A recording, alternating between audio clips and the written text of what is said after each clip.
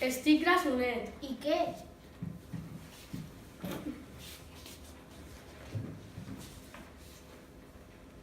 Quan vaig néixer pesava 4 quilos i 300 grams.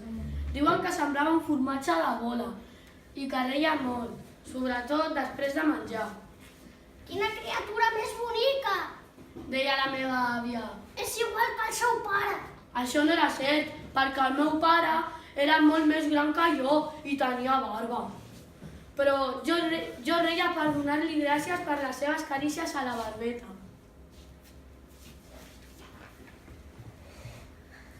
Que bonic està! Deia l'altra àvia, quan venia de visita. Oi que té els ulls com els de la seva mare? I jo reia també perquè continués fent-me pessigolles. És molt menjador. Li deia el pare a la mare mentre m'agafava en braços i em donava copets a l'esquena.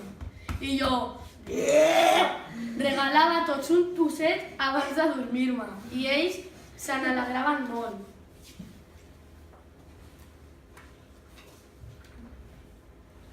Quan tenia gana em posava a ploriquejar en el meu bressol. Aleshores venia el pare, m'agafava en braços i em cantava una cançó. Duérmete, niña, que si no caes... Però si em veia xusclar-me un dit, cridava a la mare i em venia corrents. Treia el pit i em donava la mamà, fins que m'adormia una altra vegada als seus braços. Se'm posarà com una bota. Comentava el pare. Però la mare em veia tan content que deia No importa, està bonic.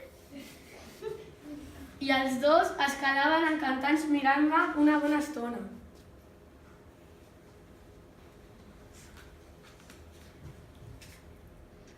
Després vaig començar a prendre el biberó i em vaig engreixar molt més perquè als pares els agradava que me l'acabés tot. Si no ho feia, venia la meva germana i me'l prenia. Ja no en vols més? Em dones una mica? Jo li contestava que no, agafant-me amb les dues mans i xusclant sense parar. Ets un golafre! Em deia ella. I volien prendre'l d'amagat. Protestava perquè em deixés menjar tranquil. I el mateix feia després amb el puré de verdures i els de fruites. I amb tot el que em donaven sempre deixava el plat net.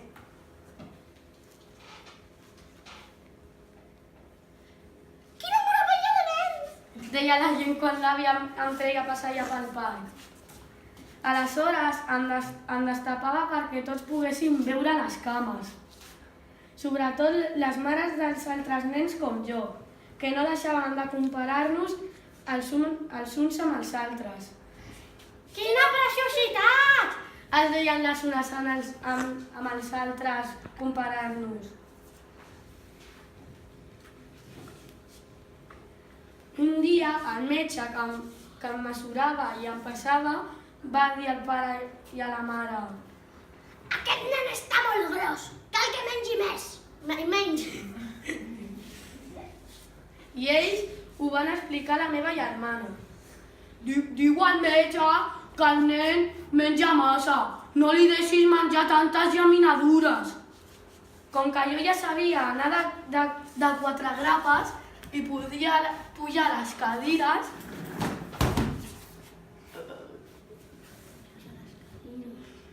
podia agafar les galetes de l'armari i si no, les demanava a l'àvia.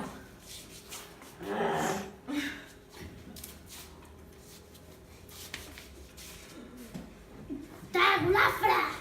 Em deia quan estaven sols. Però que no et vegi la teva germana. L'àvia és qui més m'estimava i jo era qui més l'estimava a ella.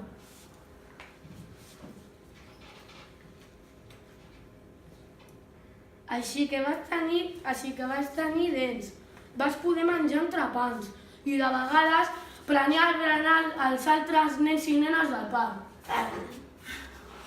Per això tots em deien bomboranata. I quasi mai volien jugar amb mi. Però a mi no m'importava, perquè m'estava amb l'àvia. No facis cap cas d'aquests babaus, fillet. Em deia ella. Té, tot per tu. I em donava una galeta o un dolç, dels que més m'agradaven. I jo li regalava un somriure dels que més li agradaven. Jo no entenia per què els nens i nenes del parc es burlaven de mi o em tenien por. Aquí ven bomba de nata! Cridaven. Només em veien aparèixer amb l'àvia. I jo corria darrere d'ells, però mai se'ls agafava. Greixut, panxut, gargantua! A què no ens agafes, bomba de nata? Jo només volia jugar i no em deixaven perquè era lent. Soc lent, sí, però sóc més fort que ells. Per això, quan una nena va relliscar i va caure dins l'estany, vaig ser el primer a intentar salvar-la. Era una tarda que m'estava amb l'àvia i va ser ella qui se'm va donar. Fillet, corre! Em va dir que aquella nena ha relliscat i s'ofegarà. vaig saltar la reixa i em vaig ficar dins l'estany, amb sabates i tot. L'aigua em cobria fins la cintura. Vaig agafar la nena com si fos una nina i la vaig abraçar perquè no plorés i tossís tant.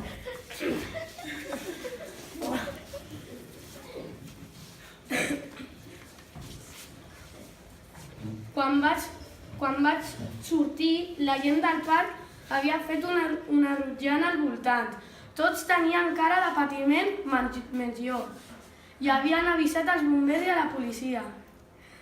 Però quan hi van arribar amb els seus cotxes i les seves sirenes, jo ja l'havia salvada. Ets un valent, xicot. Em va dir un bomber. Quin nen més fort! Deia la gent. La mare de la nena em va fer un petó i em va donar un entrepà. I els altres nens i nenes em tenien enveja i em tocaven per veure si era de veritat.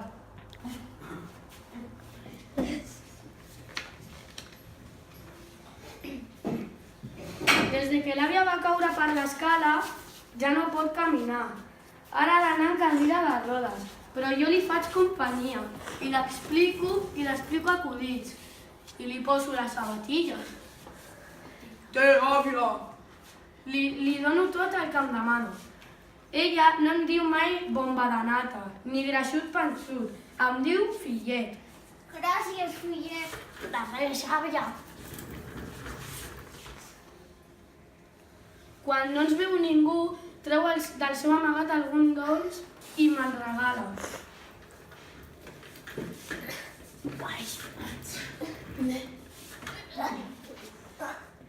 Gràcies. Quan siguis gran, Em diu l'àvia.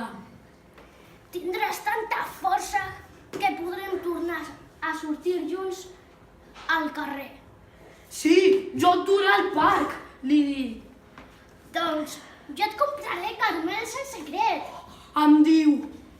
I reiem molt imaginant-nos la cara d'enveja que posaran els altres nens i les altres àvies.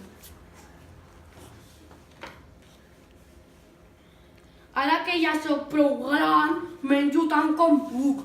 Vull tenir molta força per poder dur jo sola a la iaia a passejar pel parc en la seva cadira de rodes. I vull ser tan